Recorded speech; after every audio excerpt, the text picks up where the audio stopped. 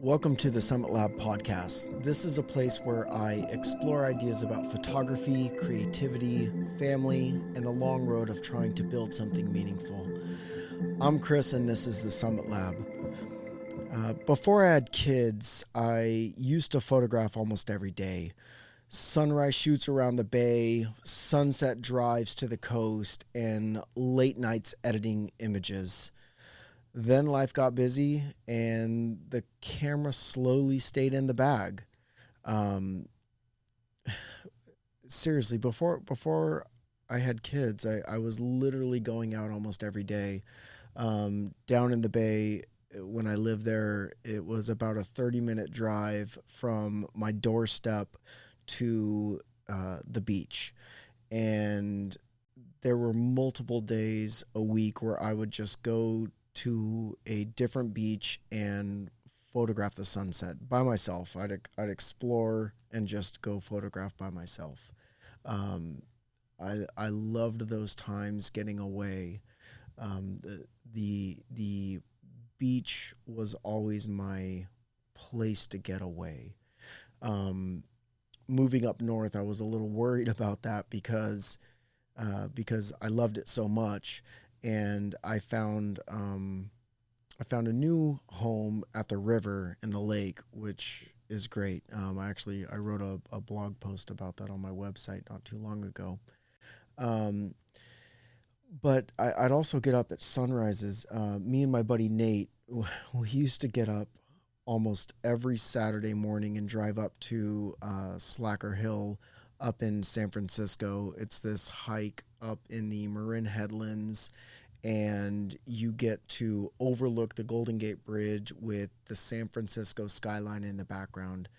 It's amazing. The hike is miserable, and we were always after this shot where the city is out of the fog and the Golden Gate Bridge peaks are out of the fog, but the rest of the bridge is under the fog. And we would hike up so many times, and we to this day we never got the shot. Um, there were times where you would just stand in the fog and just wait for the sun to come up, and you'd still be in the fog, and then you'd just hike back down and go somewhere else. There were other times where there just was no fog, but it was always fun. I never regretted any one of those trips, getting up in the morning, being up before most people in the world, and getting something accomplished. Um, I remember super late nights of editing, just trying to get photos perfect. And I loved it, but it was just so time consuming. Looking back, I'm like, man, weren't they just good enough? Um, and then that kind of led into, I fell in love with photography so much that a good friend of mine, my great buddy Adam, we started a business teaching people photography, and we'd travel around the United States, going to national parks and just different places, and teaching people photography. And those are some of the greatest times of my life. The people were amazing, and I dearly, dearly loved it. I miss it a lot. Um, but then, COVID hit, and that kind of put the kibosh on traveling, and things. The world just slowed down, and so did my photography. And at that point, my kids were getting older, and I didn't want to be the type of dad that was just always away from my kids. And so I just kind of slowed down and stopped. Um, and and I just realized recently, and why I'm here now, is just the passion never left. It's just life just changed. Um, I realized that the passion doesn't necessarily it doesn't die. Just circumstances may change, and and ultimately creativity requires adaptation. I think about it like a relationship, and I've been married for almost 15 years. I think this year will actually be 15 years. My wife doesn't remember either, so it's okay. But I think it's 15 years this year. And I've learned a lot from that. I've learned that you go through changes, people change, their core stays the same, but they change over time. And photography is the same way. Your creativity is the same way, and life changes and things get in the way, but you have to adapt. You have to adapt if you want that relationship to survive. And um, I failed in that with photography. I let it die. It just died for like 10 years. Um, and now I want that relationship back. So again, that's why I'm here. And so the next experiment that I'm going to be doing is just trying to simplify things. Life is still very busy. I spoke about that in the last podcast. Like everybody else, I've got a lot going on. I got two kids who are a full-time job. I have a full-time job. And then I've got my life to live too. So here we are again. Oh, it's just past midnight, and here I am recording this.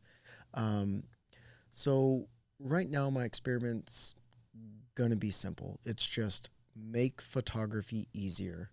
Um, my plan is to get the Sony A7 II, A7C2, and just keep it with me with a simple 35 millimeter lens, a prime lens, which means you just can't zoom. You get one focal length and your feet become the zoom. You have to move with it if you want a different shot.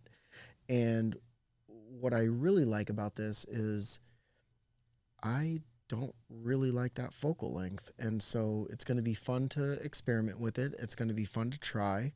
And I was talking to Adam earlier actually, and I told him that I'm just going to learn to love it. I used to hate shooting super close up like telephoto shots, and that is my absolute favorite way to photograph right now. Um, and so with this 35 millimeter, I'm just going to try and capture simple things. And I've got no expectations. Another one of the goals in this experiment is to remove pressure. Like I don't care if I get these, massively beautiful sunrises or sunsets. I just want to capture moments and just get the creativity going again, and just focus on progress versus like extraordinary shots. So I have zero expectations. I'm just looking to try and get that momentum going and just keep that train running. Um, that's kind of where I'm at. So the camera's expected on Monday, which is awesome. It's going to be like Christmas in, oh, it'll still be March, Christmas in March. So I'm looking forward to that. I also got like a simple little Sony ZV-1 Mark II, which will be like a little point and shoot that I can use for video, which I'm very excited about also. And again, the goal is to just simplify it rather than huck around my big old Canon uh, R8s with massive 2.8 lenses. Um, I'm just going to try and carry a smaller camera that I will take with me. So that's the goal.